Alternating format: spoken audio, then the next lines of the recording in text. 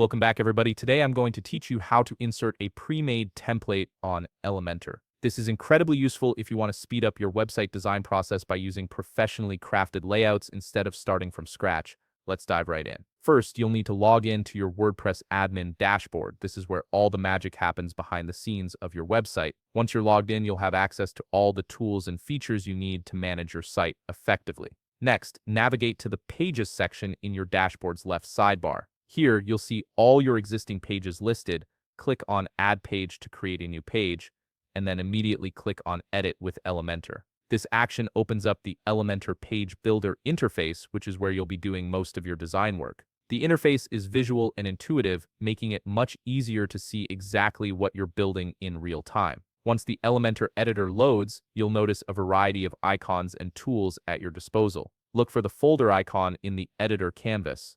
This icon is your gateway to Elementor's extensive template library, which contains hundreds of pre-made designs you can use. Click on this folder icon to open up the template library pop. In the template library pop, you'll see a drop-down menu at the top. From this drop-down, select whether you want to browse pages, blocks, or My Templates. Pages are full-page layouts, blocks are individual sections you can insert, and My Templates are designs you've saved yourself. Choose the category that best fits what you're looking for. Now you can browse or search for pre-made templates. Elementor offers a wide range of designs for different industries and purposes, so take your time exploring what's available. You can use the search bar to find specific styles or themes that match your vision. As you browse, look for templates marked as free. Once you find a template you like, simply click the Insert button on that chosen template. This will load the entire design directly into your page, replacing any existing content. The template will appear fully formatted and ready to customize to your specific needs.